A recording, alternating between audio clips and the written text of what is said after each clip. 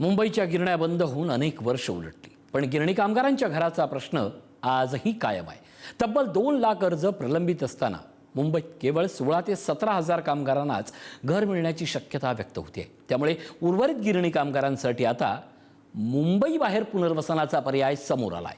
बोरिवली, ठाणे, मीरा भाईंदर आणि उरणमधील गृहनिर्माण प्रकल्पासाठी म्हाडानं विकासकांकडून निविदा मागवल्या आहेत। मात्र गिरणी कामगारांना मुंबई बाहेरचं घर मान्य होणार का?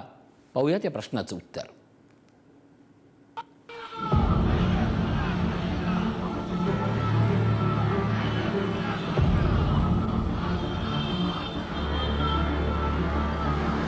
मुंबईच्या औद्योगिक इतिहासाचे साक्षीदार असलेले गिरणी कामगार। गिरण्या बंद झाल्या, आयुष्य बदललं, पण स्वतःच्या घराचं स्वप्न मात्र आजही अपूर्णच आहे। वर्षानुवर्ष रखडलेल्या या प्रश्नावर आता पुन्हा हालचाली सुरू झाल्यात। गिरणी कामगार आणि त्यांच्या वारसांच्या पुनर्वसनासाठी म्हाडानं विविध गृहनिर्माण प्रकल्पांमध्ये घरं उपलब्ध करण्यासाठी विकासकांकडून निविदा मागवल्या आहेत। बोरिवली, ठाणे, मीरा भाईंदर, उरण या भागामध्ये गिरणी कामगारांसाठी घराचा पर्याय उपलब्ध करून देण्याचा प्रयत्न सुरू आहे। गिरणी कामगार मुंबईमध्ये कामासाठी आले, पिढ्यानपिढ्यांनी ते काम केलेले आहे। त्याच्यामुळे या मुंबईच्या विकासासाठी आणि महाराष्ट्राच्या विकासासाठी आणि देश हितासाठी लढलेले कामगार आहेत। त्याच्यामुळे ह्या कामगारांच्या वारसांना त्यांचा हक्क मिळाला पाहिजे, हा आमचा उद्देश आहे। आणि त्यासाठी SRS सारख्या स्कीममध्ये एक FSI आम्ही म्हटलं वाढवून द्या, आणि ॲक्च्युली उपमुख्यमंत्र्यांनी आम्हाला ते आश्वासित पण केलेलं आहे। गिरणी कामगारांच्या घरासाठी आतापर्यंत तब्बल 2 लाख अर्ज दाखल झालेत। मात्र मुंबईतील उपलब्ध जागेचा विचार करता केवळ 16 ते 17 हजार कामगारांनाच मुंबईत घर मिळण्याची शक्यता आहे। त्यामुळे उर्वरित कामगारांसाठी मुंबई बाहेर पुनर्वसनाचा पर्याय सरकार समोर आहे। 2 लाख अर्ज, मुंबईत केवळ 16 ते 17 हजार घरांची शक्यता, उर्वरितांसाठी मुंबई बाहेर पुनर्वसन। आम्हाला मुंबईतच घर हवं आहे, कारण का आम्ही मुंबईत काम केलेलं आहे। मग मुंबईत आमची मुलं बाळ शाळा कॉलेज करतायत, नोकरी धंदा काय असेल नसेल तो करतायत, ते मुंबईतच करतायत।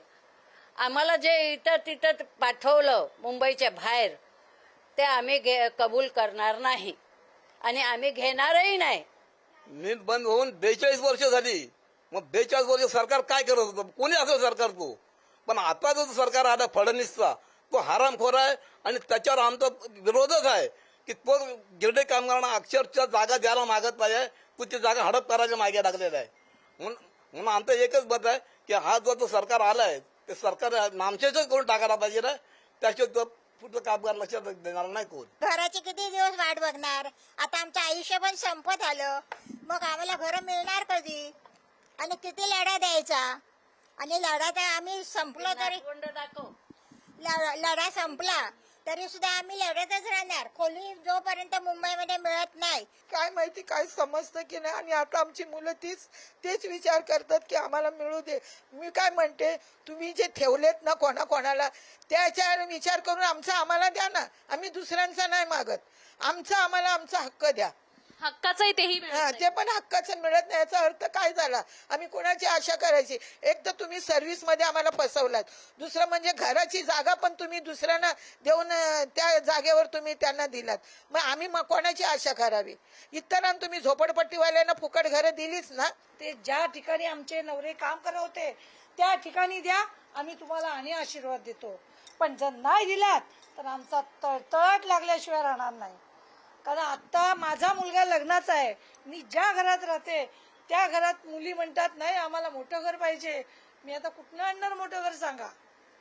आज माझा 35 वर्षाचा मुलगा होता, नाही लग्न करत आहे। आता म्हाडाकडे आलेल्या निविदांची छाननी केली जाणार आहे। त्यानंतर पात्र प्रकल्पांची माहिती गिरणी कामगार संघटनांना दिली जाईल। संघटनांची संमती मिळाल्यानंतर अंतिम प्रस्ताव राज्य सरकारकडे पाठवला जाणार आहे। गिरणी कामगारांनी मुंबईच्या जडणघडणीत मोठं योगदान दिले, मात्र आजही त्यांच्या घरांचा प्रश्न कायम आहे। म्हाडाच्या निविदा प्रक्रियेमुळे गिरणी कामगारांच्या ह्या घरांच्या प्रश्नाला काहीशी गती मिळण्याची शक्यता जरी असली तरी आजही 1.5 लाख गिरणी कामगारांच्या घरांचा प्रश्न कधी सुटणार हा प्रश्न आजही अद्याप कायम आहे। कॅमेरामॅन नागेशसह शिल्पा नरवडे, पुढारी न्यूज, मुंबई।